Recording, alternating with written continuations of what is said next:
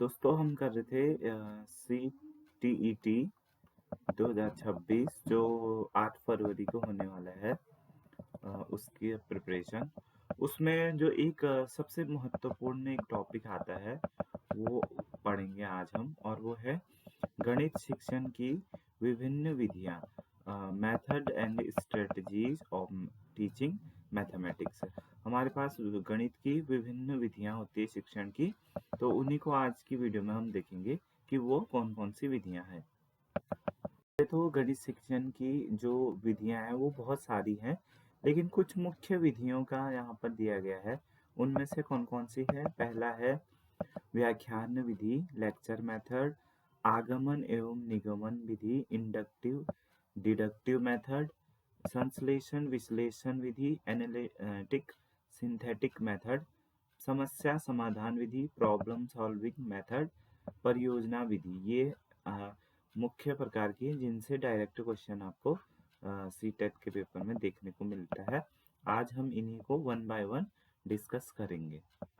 तो देखिए, जो पहला यहाँ पर हमारा मेथड है वो है व्याख्यान विधि, या इसको हम लेक्चर मेथड भी कहते हैं। ठीक है, जितने भी हमारे पास यहाँ पर मैथ्स टीचिंग मेथड्स हैं उन सबको आप जानते हो। क्यों?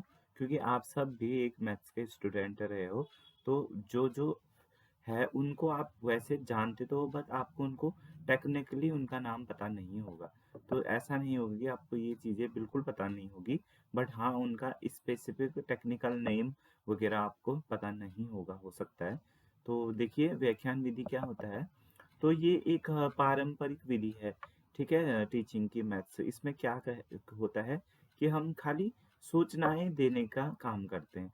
आगे से टीचर खड़े हो जाते हैं और बस लगातार बोलते जाते हैं। काफ़ी बोरिंग विधि भी इसको हम मानते हैं, क्योंकि इसमें टीचर जो है सक्रिय रहता है, बट जो छात्र है वो सक्रिय कुछ तो ध्यान से सुनते हैं, बट अगर लंबे समय तक व्याख्यान देते रहे कोई अध्यापक, तो छात्र क्या है, अपेक्षाकृत निष्क्रिय श्रोता होते जाता है। ठीक है, इसको डिटेल में देखते हैं।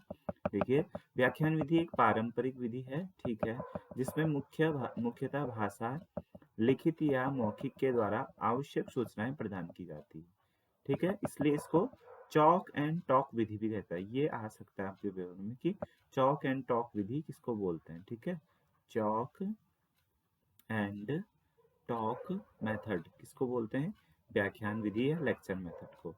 ठीक है, इस विधि में क्या होता है, शिक्षक के द्वारा बोले गए लिखे गए शब्दों पर निर्भर होती है। ठीक है, तो इसमें शिक्षक क्या होता है, सक्रिय भूमिका निभाता है, और विद्यार्थी अपेक्षाकृत निष्क्रिय श्रोता होता है। ठीक है, तो ये था इसके बारे में जो मेन जो सूचना था। और इसमें एक और चीज़ है इन्फॉर्मेशन, यह एक शिक्षक केंद्रित शिक्षण विधि है। टीचर सेंटर लेक्चर मेथड है, टीचिंग मेथड है। ठीक है, इसमें क्या है, टीचर सेंटर्ड है। आपको अगर परीक्षा में आए कि इनमें से कौन सा टीचर सेंटर्ड है, तो आप बताओगे लेक्चर मेथड। ठीक है, तो इसमें यही रहता है कि टीचर सेंटर रहता है मेथड। यहाँ पर दिया भी गया है, व्याख्यान विधि गणित और विज्ञान विषयों के शिक्षण में ज़्यादा प्रभावी नहीं होता है। ठीक है, आर्ट्स सब्जेक्ट में तो ज़्यादातर व्याख्यान ही दिया जाता है, बट साइंस और मैथमेटिक्स के लिए ये ज़्यादा असरकारक होने के होता है कुछ मात्रा में इसका प्रयोग, बट ज़्यादा हम इसको सक्सेसफुल नहीं मानते हैं। ठीक है, क्योंकि इससे छात्रों में निष्क्रियता आ जाती है। ये अब इस विधि के कुछ उपयोग देख लेते हैं व्याख्यान विधि के। इसमें देखिए, नए जो विषय वस्तु की प्रस्तावना है, जैसे कोई नया टॉपिक हम बच्चों को पढ़ा रहे हैं, तो एकदम से हम नहीं बताते हैं, उसके बारे में हम थोड़ा सा उनको एक पृष्ठभूमि उनको देते हैं, उसको प्रस्तावना बोलते हैं। ठीक है, तो उसके लिए भी यह कार्य आता है, मतलब उपयोगी रहता है व्याख्यान विधि। और अमूर्त अवधारणाओं की व्याख्या करने के लिए। ठीक है, अमूर्त अवधारणाएं जो अब्स्ट्रैक्ट हमारी नॉलेज होती है उसको बताने के लिए। ठीक है, इसका यूज होता है। इसका एग्जाम्पल अगर मैं दूं आपको, तो जैसे विज्ञान में कोई बड़ा टॉपिक है, तो उसको पहले हम ऐसे थ्योरेटिकली एक्सप्लेन कर देते हैं। ठीक है, उस किसका यूज करते हैं हम? व्याख्यान विधि का। इसके बाद है अवधारणाओं के संक्षेपीकरण में, ठीक है? इसको समराइज़ करने में, पुनरावलोकन करने में और भी चीज़ें हैं यहाँ पर, व्याख्यान करने में, ठीक है? जटिल समस्या को हल करने में। तो ये थे इसके उपयोग। अब इसका थोड़ा-सा कुछ गुणों के बारे में देख लेते हैं। जब कक्षा में विद्यार्थियों की संख्या अधिक हो तब व्याख्यान विधि का सीमित प्रयोग किया जा सकता है, क्योंकि कक्षा के सभी छात्र शिक्षक की वार्ता सुनते हैं तथा सभी को सुनने और सीखने का अवसर मिलता है। तो कब ये ज़्यादा अत्यधिक प्रभावी होता है? जब छात्रों की संख्या अधिक हो, ठीक है?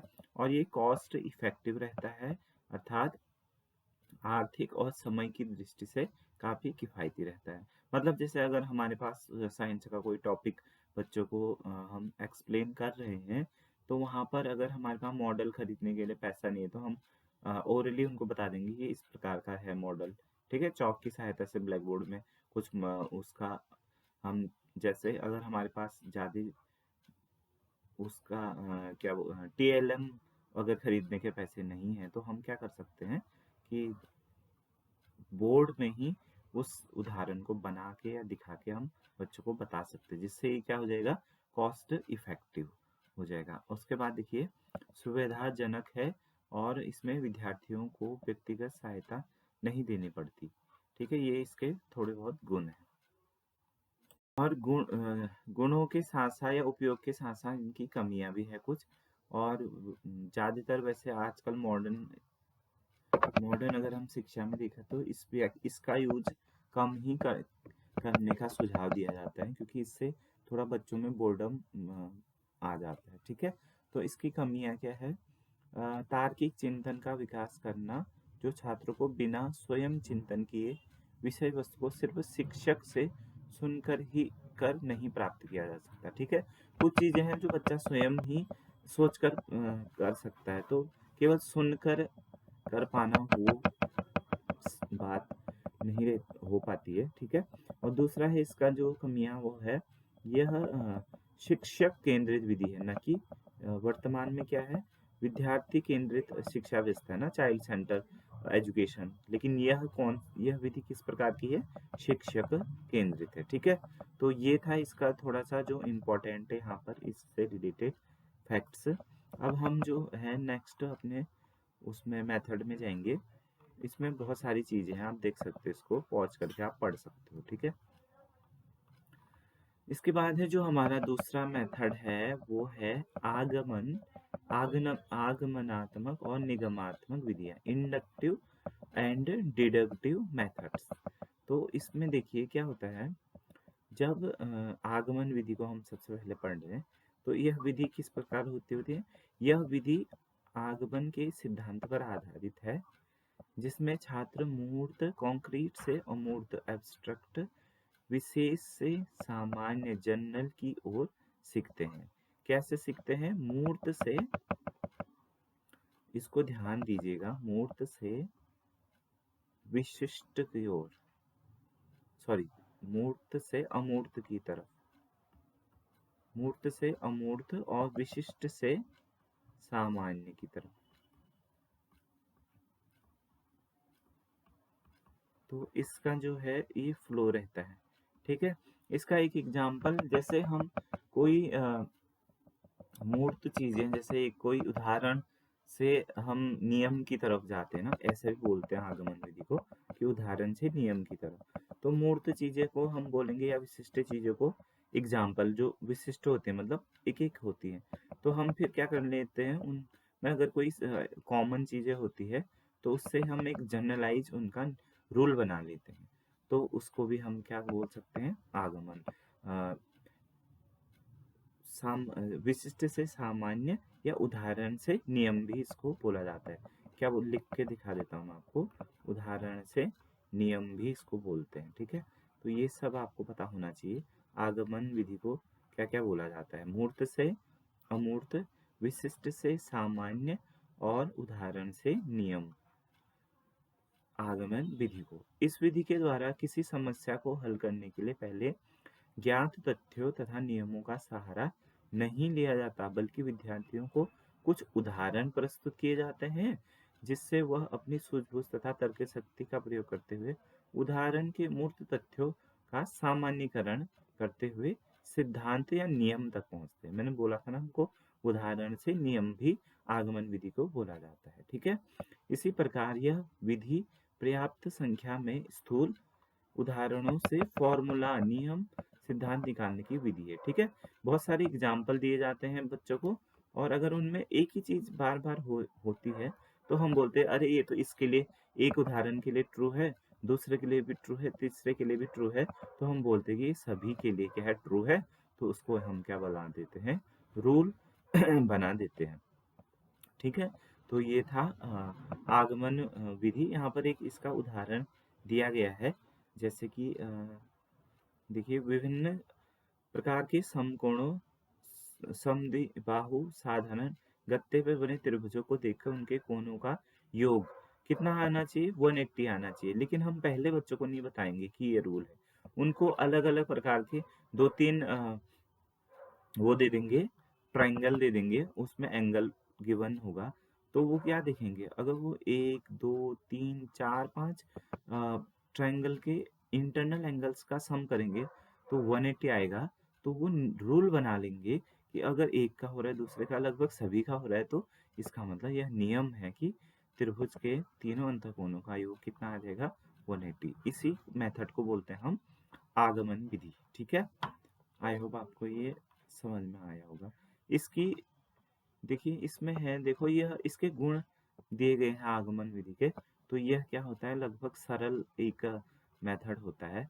ठीक है, इसमें देखो एक 3 4 एग्जाम्पल से हम क्या कर रहे हैं, रूल बना रहे हैं। तो यह कंपेरेटिवली इजी होता है। ठीक है, इजी होता है, और इससे दिमाग का विकास एक हम बोल सकते हैं कि एक स्तर से होता है, जैसे कि एकदम से हाई लेवल नहीं होगा, अकॉर्डिंग टू देयर लेवल होगा, बच्चों के दिमाग के स्तर के आधार पर। ठीक है, और भी यहाँ पर से बहुत चीजें दी गई हैं। देखिए मनोवैज्ञानिक विधि है क्योंकि इसमें छात्रों की रुचि आरंभ से अंत तक बनी रहती है। मतलब देखिए क्यों बनी रहती है, जैसे इसी उदाहरण को लेते हैं, तो वो सम करते हैं ना जैसे एंगल्स का, तो 180 आता है। ठीक है, तो वो एक प्रकार का अन्वेषण भी हम उसको बोल सकते हैं, खोज कर रहे हैं वो। तो दूसरे दूसरे बार उनका सम करेंगे तो 180। तो ये करते करते एग्जाम्पल, जब वो 3 या 4 एग्जाम्पल सॉल्व करते हैं तो वो एक रूल पे आ जाते हैं। तो उस उनके अंदर इस चीज से एक कॉन्फिडेंस आता है कि हमने कोई चीज खोजी है, अन्वेषण का भाव उनके अंदर आता है। तो यही है कि उसमें रुचि भी, तो अन्वेषण का भाव आता है, खोज की भावना उत्पन्न होती है, तो उनके अंदर क्या होगा, उस मेथड के लिए रुचि भी उत्पन्न होती है। ठीक है, तो यहाँ पर और भी गुण दे रखे हैं। देखिए यह विधि बालक के अनुसंधान, जो मैंने आपको बताया वही वाला है ये, मानसिक योग्यता, क्षमता, भावनात्मक योग्यता, एकाग्रता जैसे मन वैज्ञानिक गुणों का विकास करती है। ठीक है, आप इसको पॉज करके पढ़ लीजिएगा, इसमें विभिन्न प्रकार के गुण दे रखे हैं। ठीक है, जो मेन मेन था मैंने आपको बता दिया। कमियां जो है इसकी, जो सबसे मेन कमी है ना, देखिए अगर हमें 1 2 3 एग्जाम्पल सॉल्व करना पड़ा, इसी वाले उदाहरण को दे रहा हूँ मैं, कि त्रिभुज के अंतःकोणों का योग 180 होता है। तो उसने क्या किया, एक त्रिभुज के अंतःकोणों का योग किया, फिर दूसरे का किया। ठीक है, तो सभी का 180 आया। तो ये काफी टाइम टेकिंग होता है। ठीक है, इसमें क्या होता है, टाइम अधिक लगता है। मतलब सब एक को एक में वो देखेगा जोड़ के, दूसरे में देखेगा। ये तो एक उदाहरण है, इसी प्रकार से जैसे कोई और भी कॉन्सेप्ट है तो हर एक उदाहरण पे चेक करता है। तो इसमें क्या होता है, समय बहुत अधिक वेस्ट होता है। ठीक है, तो ये इसका एक कमी है। बाकी यहाँ पर भी बहुत सारी कमियां यहाँ पर दे रखा है। देखिए जो मैंने आपको बताया समय वाला यहाँ पर लिखा है। ठीक है, और ये लिखा है कि गणितीय सिद्धांतों के लिए उपयुक्त नहीं है, जटिल सूत्रों को इस विधि द्वारा स्थापित नहीं किया जा सकता। ठीक है, सरल सरल यहाँ पर सूत्र तो स्थापित हो जाती हैं इस विधि से, लेकिन जटिल जो हमारा जो कॉम्प्लेक्स मैथमेटिक्स है वो इस मेथड से हम नहीं कर पाते। ठीक है, तो इसको हम कंपेरेटिवली क्या मानते हैं, थोड़ा सा जटिल मान लेते हैं हम, किसके लिए, जटिल सूत्रों के लिए। ठीक है, तो ये था इसका दूसरी कमी। और देखिए अधिक समय लगता है तो क्या होता है, पाठ्यक्रम पूरा भी नहीं हो सकता है। एक टीचर को क्या रहता है कि स्कूल गोइंग चाइल्ड है तो उसको सिलेबस भी पूरा करना रहता है अपने फिक्स टाइम स्पान में, तो यह भी पॉसिबल नहीं रह पाता क्योंकि इसमें बहुत अधिक टाइम लगता है। आई होप आपको इंडक्टिव मेथड समझ में आ गया होगा। नेक्स्ट मेथड में हम मूव करेंगे जो कि है डिडक्टिव मेथड, या इसको निगमन विधि कहते हैं। ठीक है, तो यह विधि लगभग जो हमने आगमन विधि पढ़ा, इंडक्टिव विधि, उसका ऑपोजिट रहता है। कैसे? तो वहां हम क्या कर रहे थे, देखिए मैं कंपेयर करके आपको बता देता हूँ। मूर्त से अमूर्त जा रहे थे तो यहाँ उल्टा चलेंगे, अमूर्त से मूर्त चलेंगे, सामान्य से विशिष्ट जाएंगे और नियम से नियम दे देंगे हमें, तो हमें एग्जाम्पल सॉल्व करना होगा। ठीक है, तो यह रहता है डिडक्टिव, या इसको बोलते हैं निगमन विधि। इसको डिटेल में देख लेते हैं। देखिए, निगमन विधि की प्रक्रिया आगमन विधि के विपरीत है, जो मैंने आपको बता दिया। हमें सामान्य से विशिष्ट की ओर, अमूर्त से मूर्त की ओर चलते हैं। वस्तुतः यह आगमन विधि की पूरक विधि है और इसका उपयोग करके आगमन विधि द्वारा स्थापित सिद्धांतों का सत्यापन किया जाता है। ठीक है, तो जो आगमन विधि से जो नियम बनाए जाते हैं उनका सत्यापन किया जाता है। जैसा आरंभ में कहा गया, गणित शिक्षण के दौरान आगमन या निगमन विधि अकेले प्रयोग न करके दोनों का संतुलित प्रयोग करना प्रभावी बनता है। मतलब जहाँ पर छोटे छोटे कॉन्सेप्ट है, इजीली समझा सकते हैं, मतलब टाइम ज्यादा नहीं ले रहा है, तो हम क्या करते हैं, आगमन विधि का से बच्चों को बता सकते हैं। और जहाँ पर बहुत जटिल कॉम्प्लेक्स हमारा टॉपिक है, कॉन्सेप्ट है, और वो अधिक टाइम ले रहा है, तो हम उसको निगमन विधि से बता सकते हैं। ठीक है, निगमन की विधि अत्यंत प्राचीन विधि है। इसमें एक दिए गए गणितीय सूत्र को पहले स्वीकार कर लिया जाता है और बाद में विशिष्ट उदाहरण द्वारा पुष्टि की जाती है। ठीक है, अब इसको मैं सरल शब्दों में बताऊं तो हमारा जैसे मैथ्स टीचर है, तो हम क्या करते हैं, जैसे परिमाप है ना, परिमाप निकालना है, आयत का ही ले लेते हैं। आयत का परिमाप कितना होता है, 2 गुना लंबाई धन चौड़ाई होता है। ठीक है, तो यह जब हम अगर हम परिमाप निकाले आगमन विधि से, तो परिमाप मतलब होता है, परि मतलब चारों ओर, माप माना माप, उसको मापना। जैसे ये है सर्कल है, इसके चारों ओर का माप क्या होगा, 2πr हो जाएगा। ठीक है, पहले से ही फॉर्मूला है। तो आगमन विधि क्या करेगी कि 2-3 सर्कल्स का पेरीमीटर नापेगी, तब जाके इसको वैलिड बोलेगी। ठीक है, वो आगमन विधि हो गया। निगमन विधि क्या होता है, जैसे कि हम 6, 7, 8 में बच्चों को देते हैं कि परिमाप का फॉर्मूला है, अब हम क्वेश्चन थ्रो करेंगे कि इसकी लंबाई इतनी है। मान लीजिए एक उदाहरण ले लेते हैं, लंबाई 20 है और चौड़ाई 10 है सेंटीमीटर एक आयत का, तो परिमाप क्या होगा, 2 गुना 20 plus 10 which is equals to 2 into 30, 2 3 6 60, ये सेंटीमीटर क्या निकल जाएगा इसका परिमाप। तो मतलब जहां हम पहले फॉर्मूला दे देते हैं और हमें उसको सॉल्व करना होता है, सरल शब्दों में बोले तो फॉर्मूला दे दिया और उसका हमें सीधे आंसर निकालना होता है, तो उसको हम डिडक्टिव मेथड बोलते हैं। ठीक है, आई होप आपको ये डिडक्टिव मेथड समझ में आ गया होगा, जो कि हायर क्लासेस में यूज भी होता है और ये इजी रहता है बच्चों के लिए। इसके गुण में आप सोच सकते हो कि फॉर्मूला याद कर लिया उन्होंने और बस फटाफट से आंसर निकालते रहते, तो यह सरल रहता है। यहाँ पे पहला ही पॉइंट है, अपेक्षाकृत ये क्या होता है, सरल रहता है। ठीक है, दूसरा है निगमन विधि के द्वारा विविध नियमों के प्रयोग का उपयुक्त अभ्यास कराया जा सकता है। ठीक है, मतलब एक टॉपिक के बहुत सारे क्वेश्चन करवाए जा सकते हैं। ठीक है, और समय भी ज़्यादा नहीं लगता है। देखो फटाफट से फॉर्मूले में पुट करो, तो आगमन के बराबर तो नहीं लगता है बेसिकली, भले भले थोड़ा बहुत समय लगता होगा, लेकिन आगमन के कंपेयर में इसको समय कम लगता है। ठीक है, तो क्या होता है कि गणित टीचर को इनका समन्वित प्रयोग करना पड़ता है, आगमन निगमन विधि का।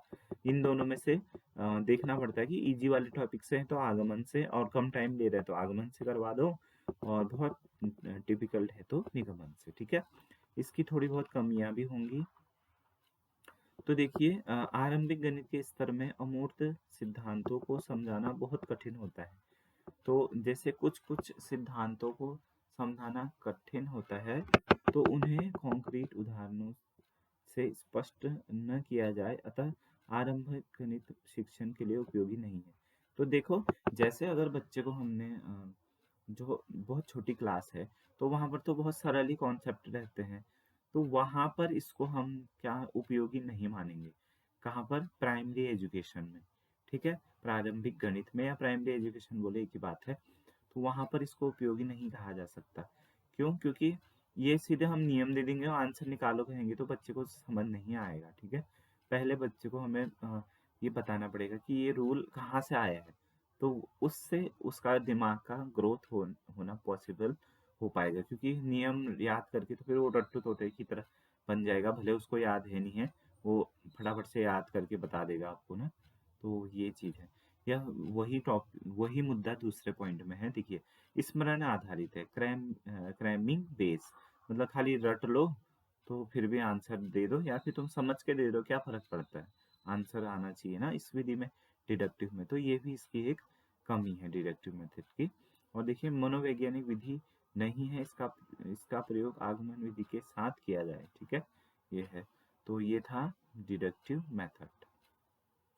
आगे इन दोनों की तुलना की गई है कि आगमन और निगमन विधियों के डिफरेंस क्या है। देखिए, ये सामान्य से विशेष की विशेष से सामान्य की ओर जाती है आगमन विधि, और यह सामान्य से विशेष की ओर, ठीक है? यथार्थ से अमूर्त की ओर ये, या मूर्त से अमूर्त की ओर, ये अमूर्त से मूर्त की ओर। यथार्थ को मूर्त भी बोलते हैं, ठीक है? और यहाँ देखिए, विद्यार्थियों को सक्रिय रखने एवं उनकी तार्किक चिंतन की क्षमता बढ़ती है। यहाँ पर सूत्र आधारित होता है, ठीक है? और यहाँ पे देखिए, प्रत्यक्ष अनुभव से आरंभ होकर सामान्यीकरण की ओर ले जाता है, ठीक है?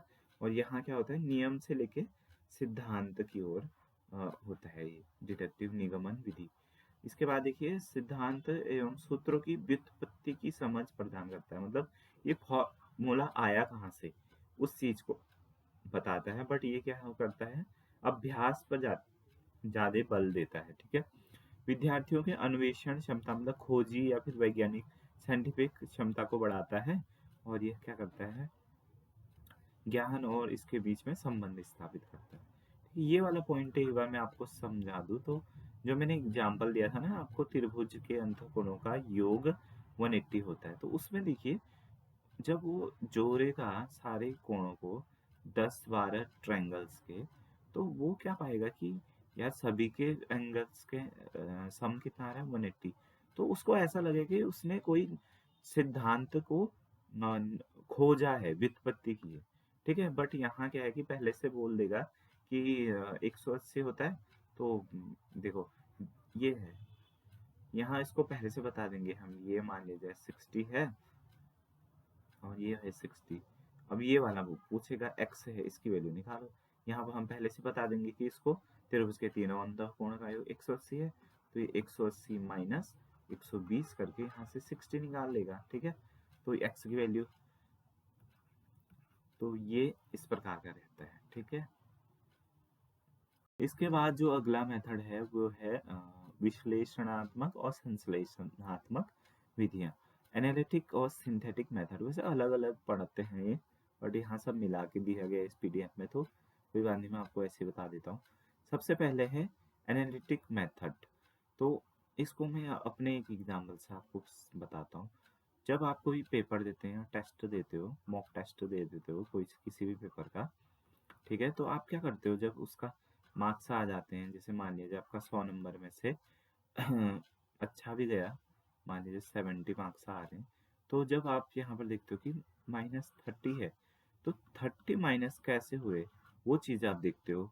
या फिर मेरे सही कौन कौन से हो रहे हैं वो देखते हो, गलत कौन कौन से हो रहे हैं वो देखते हो। तो आप क्या कर रहे हो, इस टेस्ट का एनालिसिस कर रहे हो, मतलब हर क्वेश्चन को जा रहे हो और उसके अंदर फैक्ट को तोड़ तोड़ के देख रहे हो कि इसमें क्या हुआ, क्यों सही है, क्यों गलत है करके, मतलब उसको ब्रेक करके एक पूरे टेस्ट को आप क्या कर रहे हो, पार्ट्स में तोड़ करके उसको एंड देख रहे हो कि कहाँ क्या गड़बड़ी है करके, या कहाँ क्या सही है करके। तो इसी को बोलते हैं एनालिटिक मेथड, ठीक है? इसको आप दिमाग में ध्यान रखिएगा, इससे आप पेपर में याद रखो पाओगे कि एनालिटिक क्या होता है। अब इसके शब्दों में देखो, विश्लेषण का अर्थ है किसी वस्तु को अवयवों में बांटकर उसका अध्ययन करना।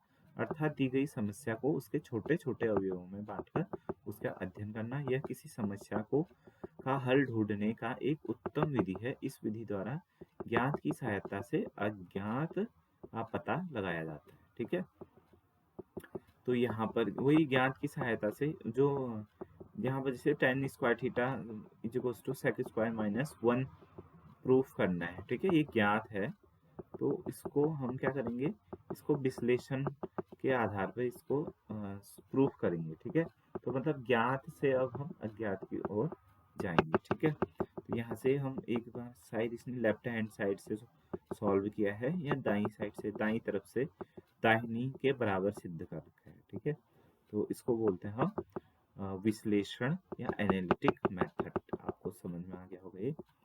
अब है इसके गुण दिया गया है, तो इसमें क्या होता है कि समस्या का समाधान आसान हो जाता है, तार्किक चिंतन का विकास होता है, करके सीखने का जो एक हमारा सिद्धांत है वो होता है, विद्यार्थी केंद्रित होता है और स्थायी ज्ञान होता है। ठीक है, जैसे कोई गलती होगी, पकड़ा गया, तो हम बोलते हैं अच्छा ये इसलिए गलत हुआ है, तो दोबारा हम वो रिपीट नहीं करते हैं। ठीक है, तो ये स्थायी ज्ञान को बनाता है, जो कि सबसे इम्पोर्टेंट है। कोई भी कॉम्पिटिटिव एग्जाम का प्रिपेयर कर रहा है कोई बच्चा, तो ये एनालिटिक मेथड उसको आना चाहिए, तभी वो कोई भी पेपर क्रैक कर सकता है, नहीं तो नहीं कर सकता। अगर उसको अपनी कमजोरी और पॉजिटिव एंड नेगेटिव पता नहीं है, ठीक है, अपनी क्या बोलते हैं उसको, अगर उनका स्ट्रॉन्ग पार्ट और नेगेटिव पार्ट, वीक पार्ट पता नहीं है, तो वो पेपर करने में उतना एफिशिएंट नहीं हो पाएगा। ठीक है, इसके बाद इसकी कुछ सीमाएं या डिमेरिट्स दे रखी है। यह एक लंबी विधि है, इसमें अधिक श्रम लगता है। ठीक है, मतलब बोर हो जाता है इंसान, एक क्वेश्चन एनालिसिस करेगा कि क्यों गलत है, फिर वो सोचता है चलो यार 70 मार्क्स तो है ही, छोड़ो। लेकिन उसका बहुत नुकसान हो जाएगा। क्यों? क्योंकि अगर एनालिसिस क्यों करना जरूरी रहता है, देखिए श्रम अधिक लगता है। ये क्यों कह रहा है? क्योंकि ऊब जाता है, इसलिए उबता है कि 100 में से उसके 100 में से 70 मार्क्स आए उसके। ठीक है, लेकिन इस एनालिटिक क्या करेगा कि उसके कौन से सही हुए कौन से गलत हुए। सही वाले हो सकता है कुछ उसने अपने मन से तुक्के, मतलब बाय डिफॉल्ट वैसे सही हो गए हों, उसको कॉन्सेप्ट पता ना हो, बट गलती से सही हो गए, तो वो देखेगा उसका सॉल्यूशन देखेगा, तो फिर सोचेगा कि ये अच्छा इस वजह से ये सही है, तो सही वाला और सही हो गया। और दूसरा जो है गलत वाला चेक करेगा, तो वो पाएगा कि अच्छा ये वाले क्वेश्चन में इस प्रकार की गलती थी इसलिए गलत हुआ। तो गलत वाला नेक्स्ट टाइम जब वो क्वेश्चन सामने आएगा, तो उसके सही होने की बहुत पॉसिबिलिटी बढ़ जाएगी। ठीक है, और जो सही है उसकी तो जो तुक्के से सही हुए थे वो भी सही होने की पॉसिबिलिटी हमारी क्या हो जाएगी, इंक्रीज हो जाएगी। ठीक है, तो इसमें क्या होता है कि हर क्वेश्चन में देखना पड़ता है, तो हम क्या हो जाता है, या बच्चा ऊब जाता है, इसीलिए उसको फिर सिलेक्शन में नहीं मिल पाता है। ठीक है, वो कि अपना वो नहीं देखता है ना, एनालिसिस नहीं करता है। ठीक है, तो ये बहुत इंपॉर्टेंट है आपके लिए, अपना एनालिसिस करते रहना है। ठीक है, नेक्स्ट बढ़ेंगे हम। जो नेक्स्ट टॉपिक है वो है संश्लेषण विधि। अब इसको आप कैसे याद रखिएगा, मैं अपने एक एग्जांपल दूंगा, उससे आपको इजीली याद रह जाएगा। आपने प्रकाश संश्लेषण पढ़ा हुआ पहले के क्लासों में, प्रकाश संश्लेषण। ठीक है, इसको फोटोसिंथेसिस भी बोलते हैं, फोटोसिंथेसिस। अब इसका इस टॉपिक से क्या लेना देना है, क्यों इसको मैं बता रहा हूँ, क्योंकि देखिए जो फोटोसिंथेसिस है उसमें क्या होता है, पर्णहरित होता है, क्लोरोफिल और वाटर प्लस कार्बन डाइऑक्साइड। ठीक है, ये क्लोरोफिल सॉरी PHIL होगा शायद, क्लोरोफिल की उपस्थिति में क्या बनाते हैं, C6H12O6 आई थिंक ये बनाते हैं, या फूड बोल दीजिए, अगर एग्जैक्टली केमिस्ट्री याद नहीं आ रही है तो फूड बनाता है। ठीक है, तो मतलब यहाँ इसको बताने का क्या कारण है, ये बताने का कारण ये है कि देखिए जैसे प्रकाश संश्लेषण में दो चीजें जुड़ के एक नई चीज बनाती है, और जो कि बहुत बेहतर चीज होती है, इन दोनों से मिलके बना रहा है और कोई नई चीज बना रहा है, तो उसको बोलते हैं हम, उस मेथड को बोलते हैं हम संश्लेषण, जोड़ना, दो चीजों को जोड़ के नई चीज बनाना, उसको बोलते हैं हम संश्लेषण विधि। ठीक है।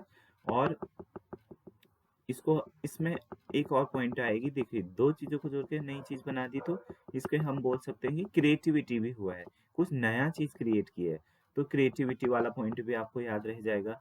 दो चीजों को जोड़ के नई चीजों को बना रहा है, उसको संश्लेषण मेथड का बोलते हैं, वो भी याद रह जाएगा। इसलिए मैंने आपको ये एग्जाम्पल दिया है। ठीक है। तो अब इसका देख लेते हैं क्या दिया है। यह विधि विश्लेषण के विपरीत बिल्कुल विपरीत है। संश्लेषण शब्द का अर्थ है अलग अलग वस्तुओं को, घटकों को एकत्र की प्रक्रिया करना। ठीक है, मतलब वही जोड़ना। इस विधि में ज्ञात से अज्ञात की ओर बढ़ते बढ़ते हैं। ठीक है, ज्ञात से अज्ञात की ओर बढ़ते हैं और समस्या अलग अलग भागों को इकट्ठा करते हैं। यह कुछ चीजें जो ज्ञात और आरंभ करता है और फिर उन्हें कथन के अज्ञात भाग से जोड़ता है। ठीक है, यह उपलब्ध या ज्ञात आंकड़ों को आरंभ करता है, फिर परिणाम को जोड़ता है। ठीक है, यही लंबी चौड़ी किताबी लैंग्वेज है। आई होप आपको मेरा एग्जाम्पल समझ में आ गया होगा। और आप ऐसे थ्योरेटिकल पेपर तो है नहीं सीटेट का, तो आपको मेनली कॉन्सेप्ट याद रखना था कि दो चीजों को एकत्र करता है। ठीक है, आइए इसके गुणों के बारे में देखते हैं। इसमें क्या क्या गुण है संश्लेषण विधि में। तो यह एक सरल एवं संक्षिप्त विधि है। ठीक है, इजी है। और संक्षिप्त माने इसको बोलते हैं कॉम्पैक्ट या छोटा। ठीक, कॉम्पैक्ट बोल सकते हैं। ठीक है, किसी गणित संबंधी हल को क्रमबद्ध रूप से प्रस्तुत करने की उपयोगी विधि है। ठीक है, क्रमबद्ध तरीके से प्रस्तुत करने की।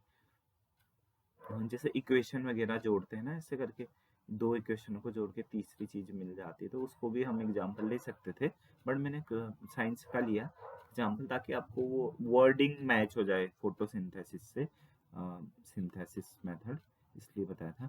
अधिकांश गणित के प्रसंगों को पढ़ने के लिए यह विधि उत्तम है। ठीक है, अब इसके दोष के बारे में जानते हैं थोड़ा सा। इसका दोष भी है, तो विभिन्न जिज्ञासाओं का समाधान नहीं करता है। उत्पन्न प्रश्नों का संतोषजनक उत्तर बिना विद्यार्थी नई समस्या को हल करने में कठिनाई महसूस करता है। संश्लेषण विधि संपूर्ण समझ प्रदान नहीं करती, अवैज्ञानिक विधि मान सकते हैं इसको, और खोज की प्रकृति का विकास नहीं, बहुत ज्यादा हद तक इसमें खोज नहीं होता है। ठीक है, हाँ, लेकिन क्रिएटिविटी वाला पॉइंट आप ध्यान रखिएगा। संश्लेषण क्रिएटिविटी वाला पॉइंट इसका होता है। ठीक है, इसके गुण में लिखोगे इसका सृजनता होती है इसमें, सृजनता। ठीक है, अब आगे बढ़ेंगे। नेक्स्ट जो हमारा मेथड है वो है प्रोजेक्ट मेथड। इसको मैं आपको इस तरीके से बताऊंगा कि जैसे हमारे प्रैक्टिकल होते थे तो हमें एक प्रोजेक्ट दिया था, ये प्रैक्टिकल को ही practical is equal to project बोल दो, या फिर कोई प्रोजेक्ट दिया जाता था। ठीक है, उसमें हमें देखिए अगर मान लीजिए हमारे कोई टेस्ट हो रहे हैं इंटरनल टेस्ट, तो उसमें हमें दिया जाता है कि तुम्हें इस टॉपिक पे कुछ करना है, मान लीजिए पीपीटी बनानी है, तो वही तो हमारा क्या रहा, प्रोजेक्ट बना। उसमें क्या होता है कि हम एक ही बच्चा थोड़ा ना बनाता है प्रोजेक्ट, तो उसमें बहुत सारे एक ग्रुप बना लेते हैं। ठीक है, तो बहुत से छात्रों के एक ग्रुप बना लेते हैं और वो सब मिलके कोई कुछ करता है, कोई कुछ करता है। तो इसमें जो सबसे मेन पॉइंट है उससे सामाजिक सोशल सामाजिकता बढ़ती है इससे। ठीक है, सोशल होता है ज़्यादा, क्योंकि ग्रुप में अगर एक्टिविटी करेगा तो एक दूसरे से घुलेगा मिलेगा, बोलेगा। ठीक है, तो उससे उसकी जो सामाजिकता, लोगों से बातचीत करना, वो चीज़ें ज़्यादा इसका मोटे रहता है, और मिलकर काम करना भी बोल सकते हैं हम। ठीक है, तो आइए इसका हम देखते हैं क्या दिया गया है। प्रोजेक्ट विधि के जन्मदाता के रूप में किल पैट्रिक को जाना जाता है। ध्यान रखिएगा, ये पूछा जा सकता है किल पैट्रिक कौन सी मेथड के जन्मदाता है, तो आपको आंसर करना है प्रोजेक्ट मेथड। यह विधि जॉन डीवी के प्रयोजनवाद प्रैग्मेटिक के दर्शन पर आधारित है। ठीक है, प्रयोजनवाद वही है प्रयोग करना, मतलब करना उसको प्रैक्टिकली। तो जॉन डीवी के प्रैग्मेटिज्म के दर्शन पर आधारित है। यह एक विद्यार्थी की केंद्रित अत्यंत प्रभावी शिक्षण विधि है। ठीक है, प्रभावी शिक्षण विधि है जिसकी सहायता से सभी विषयों की शिक्षा दी जा सकती है। आइए आगे बढ़ने से पहले प्रोजेक्ट शब्द का समझने का प्रयास करेंगे। तो इसमें देखिए अलग-अलग है। किलपैट्रिक ने क्या किया है दिया है, किलपैट्रिक ने यहाँ पर दिया है कि प्रोजेक्ट वह उद्देश्यपूर्ण कार्य है जिसमें लगन के साथ-साथ सामाजिक वातावरण में किया जाता है, ठीक है? और स्टीवसन स्टीवसन ने 1922 में दिया है, प्रोजेक्ट एक समस्या मूलक कार्य है जिसे स्वाभाविक परिस्थितियों में पूर्ण किया जाता है। मतलब एक ये समस्या मूलक क्यों बोला कि प्रॉब्लम दी जाती है बच्चों को। प्रॉब्लम बोलना वैसे उतना हद तक सही नहीं है, बट हम इसके अकॉर्डिंग बोल रहे हैं। स्टीवेंस क्यों बोला है उन्होंने प्रॉब्लम, क्योंकि एक प्रोजेक्ट दिया जाता है तो उसको उस प्रोजेक्ट से रिलेटेड बच्चों को प्रॉब्लम्स आती है कि कौन क्या करेगा, कौन क्या करेगा।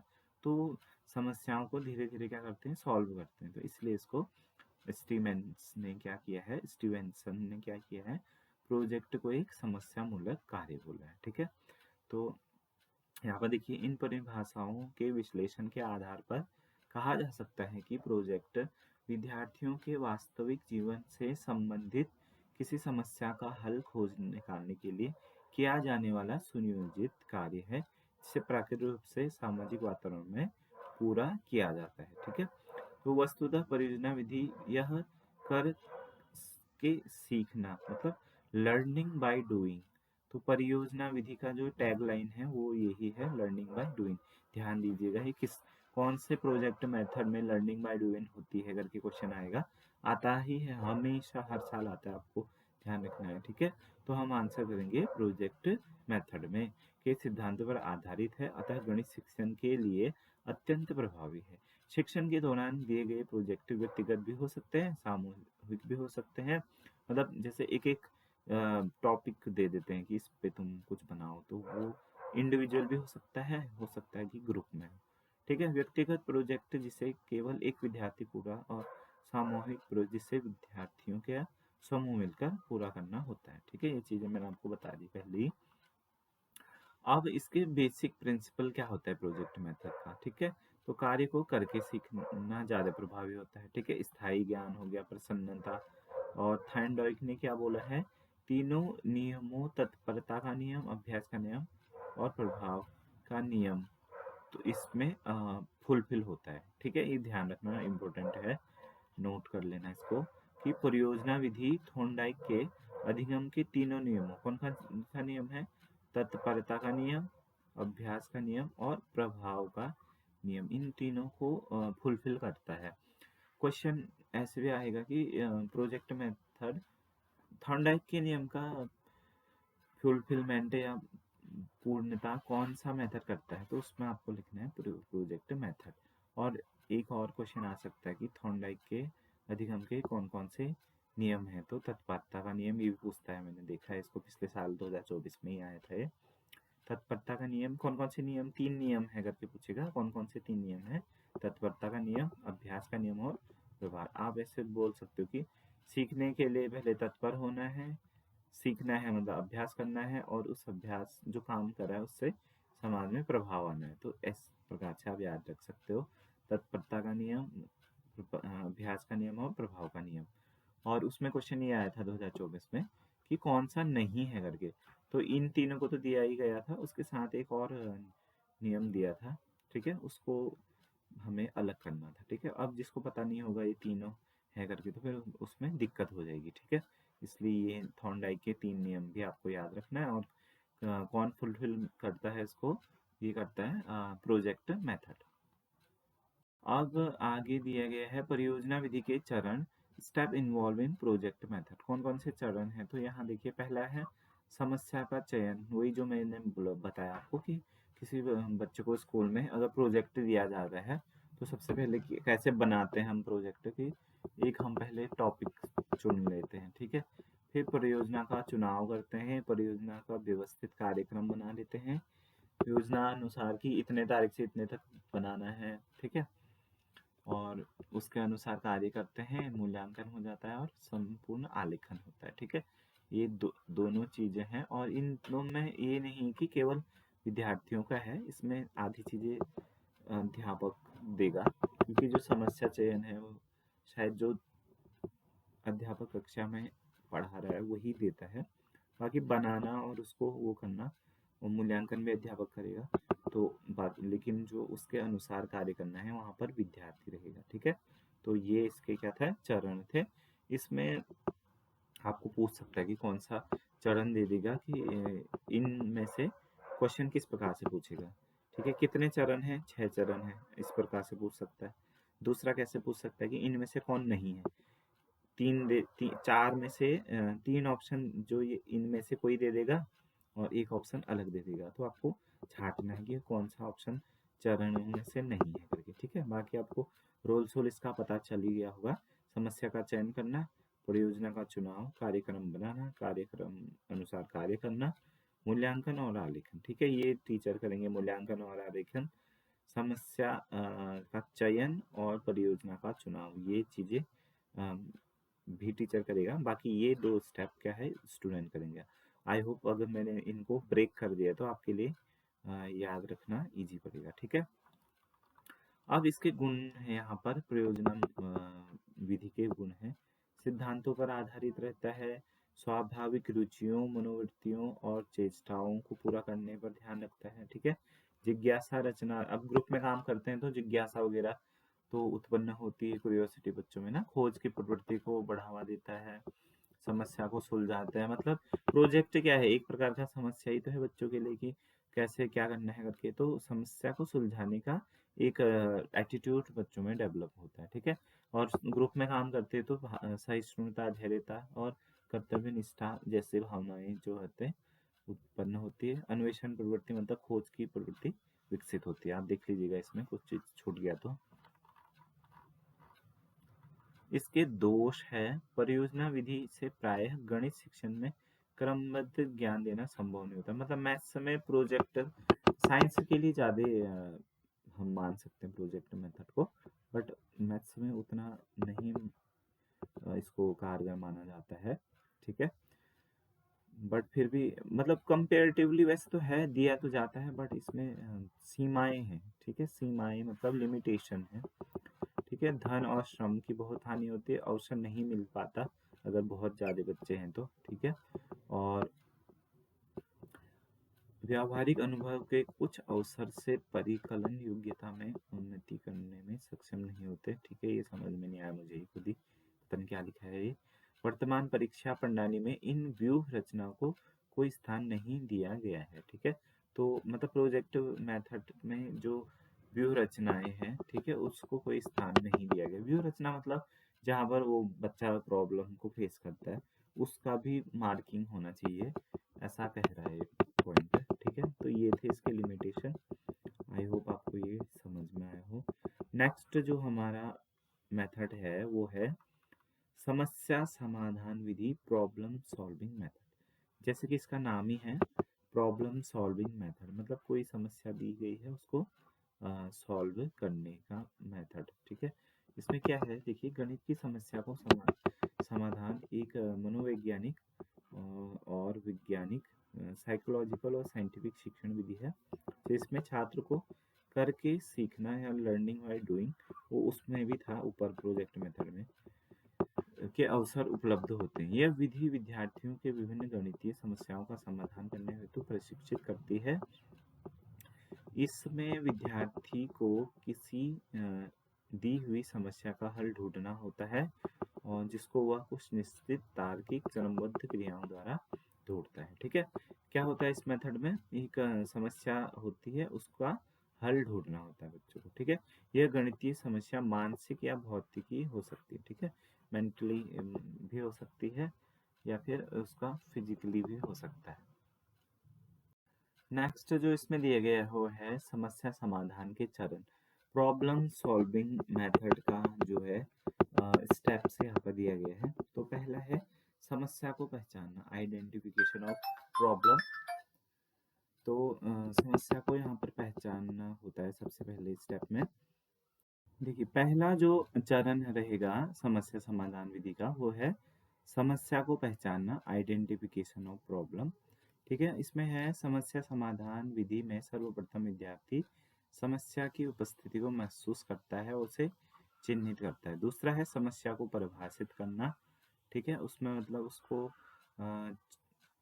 चिन्हित करने के बाद अगले चरण में समस्या को व्यावहारिक रूप से परिभाषित किया जाता है ताकि विभिन्न आयामों और विशेषताओं को समझ सके। ठीक है, पहला चरण है समस्या को पहचानना, दूसरा है परिभाषित करना, तीसरा है आंकड़ों को संलग्न करना, डेटा को संलग्न व्यवस्थित करना, चौथा है आंकड़ों का विश्लेषण, एनालिसिस ऑफ डेटा, फिफ्थ है चिंतन प्रक्रिया द्वारा अंतरिम हल प्राप्त करना, और लास्ट में है परिणामों का सत्यापन, वेरिफिकेशन ऑफ सॉल्यूशन। यहाँ पर ऐसे दिया गया है ये समस्या पहचानना, समस्या परिभाषित, सूचना, आंकड़ों का विश्लेषण, सही समाधान और प्राप्त परिणामों का सत्यापन।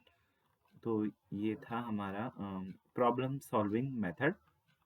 जैसे यहाँ पर एक एग्जाम्पल भी दे रखा है, आप इसको पढ़ सकते हो पॉज करके।